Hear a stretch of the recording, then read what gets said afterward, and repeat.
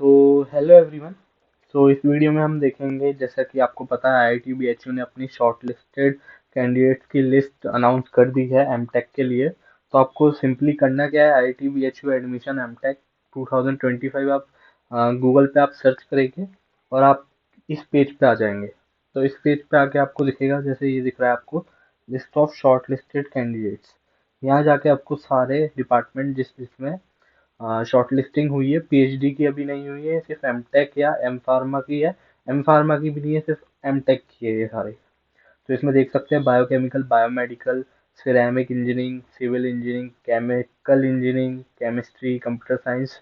मतलब ये उनकी लिस्ट है जिसमें आपका इंटरव्यू होंगे या आपका रिटन टेस्ट होगा। तो जैसा कि फार्मा वाले बच्चों ने इसमें बायोकेमिकल इंजीनियरिंग में अप्लाई किया होगा, तो इसकी शॉर्टलिस्ट कैंडिडेट देखते हैं कौन कौन हुए हैं। जैसा कि यहाँ पे खुल चुके हैं, तो आपकी इंटरव्यू डेट रहने वाली है 2 मई 2025। तो आप उस हिसाब से अपनी टिकट्स वगैरह करा ले पहले ही, वाराणसी की, बनारस में, आईआईटी बीएचयू, जिससे आपको एंड टाइम पे इशू ना आए।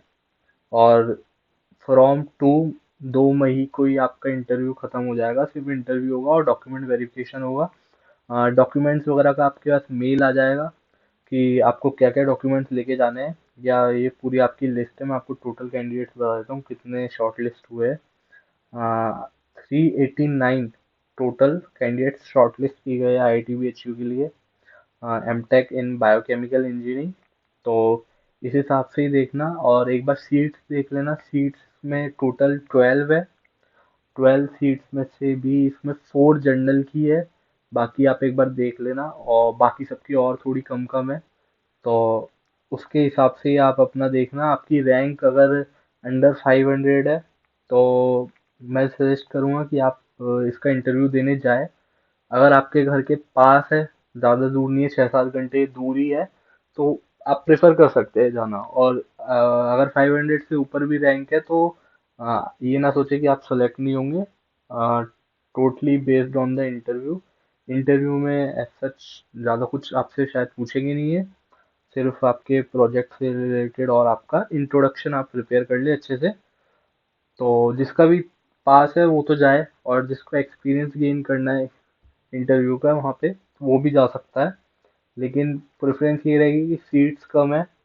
तो अगर 10-12 घंटे आपके घर से दूर है आईआईटी बीएचयू, तो आप प्रेफर ना भी करें तो भी चलेगा, अगर आपने दूसरी आईआईटी का फॉर्म भर रखा है। लेकिन अगर आपकी प्रेफरेंस है कि आपको आईआईटी बीएचयू में ही एडमिशन लेना है, तो आप बिल्कुल इसे अटेंड करें, क्योंकि अटेंड करोगे तो ही आपके चांसेस बढ़ेंगे। और आई होप कि सबका नाम आ गया होगा इस लिस्ट में, जिन जिन ने अप्लाई किया होगा जहाँ तक है। अगर नहीं आया तो आप कमेंट बॉक्स में लिखना कि आपने अप्लाई किया था और आपका नाम नहीं आया। This is only for biochemical engineering. अब हम जाते हैं वापस से, अब देखते हैं बायोमेडिकल इंजीनियरिंग के लिए। बायोमेडिकल इंजीनियरिंग के लिए देखेंगे, तो इसमें अभी शायद इंटरव्यू नॉट एप्लीकेबल, मतलब इसमें इंटरव्यू काउंसलिंग कुछ नहीं होगी। इसमें डायरेक्ट आपको कोप पोर्टल के थ्रू ऑफर आएगा, इन शायद इनमें से किसी को, जिनकी रैंक्स अच्छी होंगी उनको। या ये बाद में आई थिंक आपको ईमेल वीमेल करके बताएंगे। इसमें टोटल कैंडिडेट्स है 367। तो आई थिंक इसमें भी कुछ होगा इनका, कि इनको ऑफर्स फर्स्ट राउंड में जिनकी रैंक अच्छी होगी उनको आएगा। क्योंकि अगर इंटरव्यू होता तो यहाँ पे नॉट एप्लीकेबल नहीं लिखा होता, शायद बायोमेडिकल में यहाँ इंटरव्यू नहीं है इनका। बाकी बाकी सबका भी देख सकते हैं, सिविल इंजीनियरिंग के बच्चे जिनको इनने वो किया है, ये ओपन होने में टाइम लगा रहा है, तो हम दूसरा देख सकते हैं। केमिस्ट्री वालों का कोई इंटरव्यू वगैरह नहीं है, शॉर्ट लिस्टेड कैंडिडेट। बाकी फार्मेसी का भी है नहीं, एम फार्मा जीपेट के बाद ही होगा उसका एग्ज़ाम। तो उसका एग्ज़ाम सिरेमिक इंजीनियरिंग है, सिरेमिक इंजीनियरिंग में ये सारे हैं, इसमें भी नॉट एप्लीकेबल है इंटरव्यू वगैरह। तो आप एक बार देख लेना, बायोकेमिकल में अपना नाम देख लेना। और बाकी आपको ईमेल करके भी एक बार बता दिया जाएगा कि आपको क्या क्या डॉक्यूमेंट्स ले जाने हैं। तो आप उस हिसाब से अपने डॉक्यूमेंट्स वहाँ पे वेरीफाई करने के लिए ले जाए। और जिनका कास्ट सर्टिफिकेट वगैरह है वो भी उनको वहाँ वेरीफाई करवाना पड़ेगा। तो उस हिसाब से समय रहते आप अपना कास्ट सर्टिफिकेट जो भी आपको EWS SC ST का जो भी सर्टिफिकेट बनवाना हो वो पहले ही बनवा ले, जिससे आपको एंड टाइम पे इशू ना आए। और मोस्ट प्रोबेबली जो सेलेक्ट होंगे उनको वहीं पता लग जाएगा कि हाँ मेरा सिलेक्शन हो गया है। बाकी जैसे 2 मई को इंटरव्यू है तो 8 या 10 मई तक एक लिस्ट और इसी साइट पे डाल दी जाएगी, जो बच्चों को उनने सेलेक्ट किया है और जो बच्चे वेटिंग में हैं उनकी भी एक लिस्ट आएगी कि अगर जो सिलेक्टेड कैंडिडेट्स है अगर वो एडमिशन नहीं लेते तो वेटिंग लिस्ट में जो ऊपर होगा उसको पहले प्रेफरेंस दी जाएगी। तो आई होप आपको ये वीडियो हेल्प करी हो। बाकी और से रिलेटेड अगर कोई आपको अ, जानकारी चाहिए हो तो आप कमेंट बॉक्स में अपना क्यूरी लिख दे, तो मैं उसको आंसर कर दूंगा।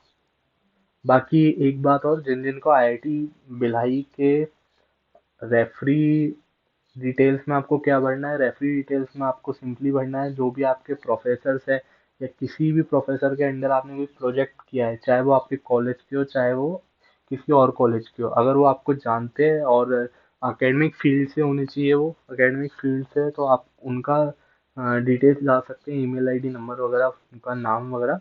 बट ऐसा वो सिर्फ आपको जानते हो अच्छे से, कि अगर उनके पास ऐसा अगर IIT की तरफ से कॉल वॉल जाता है तो वो आपके बारे में बता पाए कि एज अ स्टूडेंट आप कैसे हो।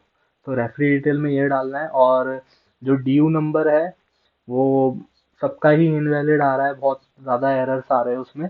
तो मैंने उस वीडियो के लिंक में कमेंट बॉक्स में एक कमेंट पिन किया है, तो आप उस ईमेल आईडी पे एक ईमेल लिख दे कि मेरे को ऐसे ऐसे DU नंबर डालने में इशू आ रहा है, तो वो आपकी क्वेरी रिजॉल्व कर देंगे।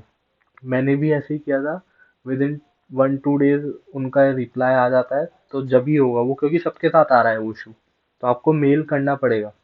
और क्योंकि डेट निकल गई तो उसके बाद आप कुछ नहीं कर पाओगे, क्योंकि मोस्ट प्रोबेबली 20 अप्रैल यहीं तक है डेट सबकी। जैसे IIT BHU की तो निकल चुकी डेट। तो I hope you like the video. Please do subscribe my channel.